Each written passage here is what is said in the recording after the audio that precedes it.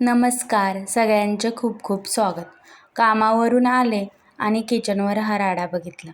राडा तर म्हटलं आवरूया, नाहीतर आले तर म्हणतील काय केलं दिवसभर, म्हणून किचन आवरायला घेतलं.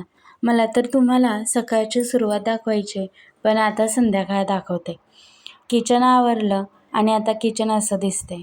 छान दिसते ना किचन. किचन स्वच्छ असलं की काम करायला कशी आवड होते आणि स्वयंपाकही करायला मजा येते. नंतर मी फ्रेश झाले. म्हटलं फ्रेश होऊन घ्यावं. असा विचार करत होते की आता रात्रीच्या जेवणामध्ये मेथीचे पराठे करावे.